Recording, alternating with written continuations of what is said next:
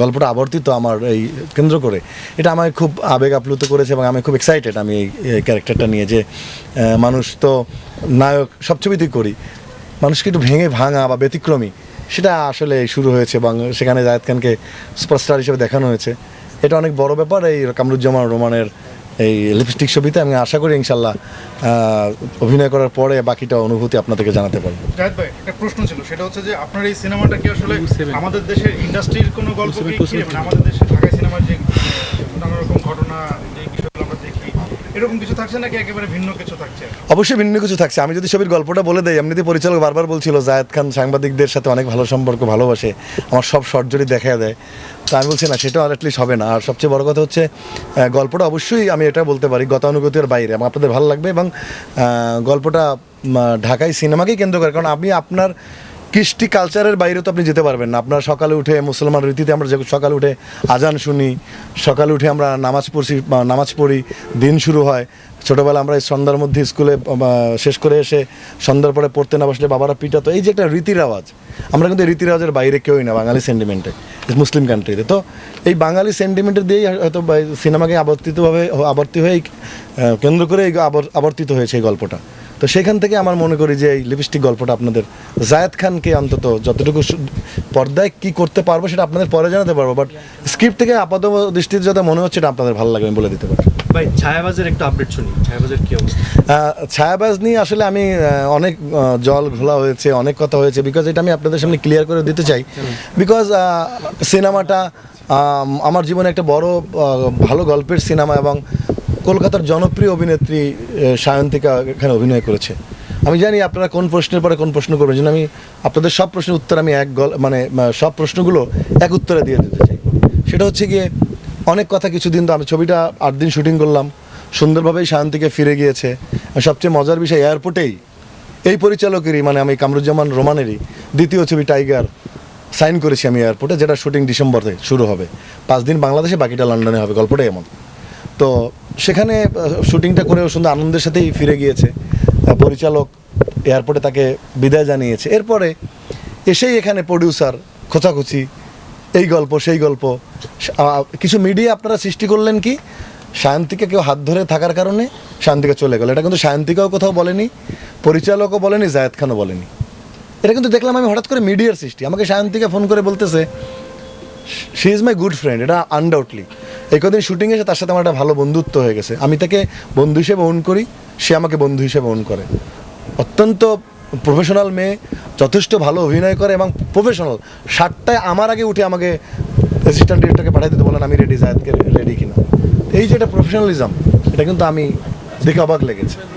তো সেখান থেকে আমাকে অবাক হয়ে গেল যে আমি কোথায় বললাম যে আমি মাইকেলের হাত ধরেছি বা মাইকেলের হাত ধরার কারণে আমি চলে এসেছি। এটা তো না। আমরা অনেক কিছুই সিনেমার স্বার্থে, দর্শকের জানার স্বার্থে অনেক কিছুই আমরা এড়িয়ে গিয়েছি, যে দিন শেষে চেয়েছি সিনেমাটা হোক, একটা ভালো গল্পের সিনেমা হোক। কিন্তু প্রডিউসার হয়তো বা যে কোনো কারণে চাননি, কারণ এই প্রডিউসারের কিন্তু আগে কয়েকটা প্রজেক্ট এরকম 2 দিন 3 দিন শুটিং করে উনি বন্ধ করে দিয়েছে।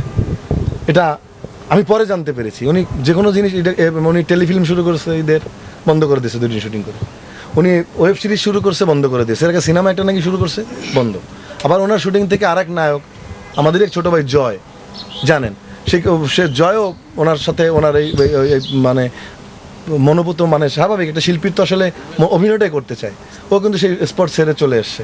এগুলো কিন্তু আমি শুনছি আমি পরে। তো দিন শেষে গিয়ে সায়ন্তীকে কিন্তু আসল জিনিসটাই বলে দিয়েছে। এগুলো আমি বলতে চেয়েছিলাম না। কি ঘটনাটা কি, এর মধ্যে আবার আরেকটা পত্রিকা বানালো, কি আমি নাম বলতে চাই না। আমি তাকে বললাম তুমি কি পার্সোনাল এজেন্ডা নিয়ে এই কাজগুলো করছো? কি বানালো যে 3 ঘন্টা একান্তে সময় কাটাতে গিয়ে দেরি হয়েছে। এটা কিন্তু আরেকটা বাজে, মানে আমার চরিত্রের দিকে ইঙ্গিত দেওয়ার চেষ্টা। আমি শুনে অবাকই হয়েছি। এরপরে সায়ন্তিকা প্রথম গিয়ে জিজ্ঞেস করার পর সায়ন্তিকা কিন্তু এড়িয়ে গিয়েছে, বলেছে যে ঠিক আছে একটু ভুল বোঝাবুঝি হয়েছে, ঠিক হয়ে যাবে। সায়ন্তিকা আমি যাওয়ার সময় রিকোয়েস্ট করছি যে তুমি এটা নিয়ে কিছু বলো না, কারণ আমার এটা ছবিটা হোক, এটা নিয়ে মিডিয়া অনেক কিছু বলবে করবে, তাহলে অনেক মানুষের মধ্যে দ্বিধাদ্বন্দ্ব সৃষ্টি হবে, এটা বলার দরকার নাই। কিন্তু সায়ন্তিকা যেই দেখছে যে আসলে মিথ্যা নিউজ হচ্ছে, মিডিয়া সৃষ্টি করছে। আমি তো আবারও বলছি আপনাদের, আপনাদের কিছু মিডিয়াই ভাইয়েরা সৃষ্টি করেছে। হাত ধরার কারণে চলে গেলেন, মাইকেল ইন্টারভিউ দিল, এরকম কিন্তু কেউ আমরা দায়িত্ব নিয়ে বলিনি যে হাত ধরার কারণে চলে গিয়েছে। সেটা হাত ধরার কারণে শর্ট গিয়ে প্রথম পরিচয়ে এটা হাত ধরে আসলে বোঝাতে চেষ্টা করেছিল। সে বলছে যে আমার আসলে আপনার ইউ শুড গিভ মি আপনার প্রথম পারমিশন নেওয়া উচিত ছিল। পরে পরিচালক সেটাকে ঠিক করে দিয়েছে, কিন্তু মাইকেল গানটা শেষ করে দিয়েছে।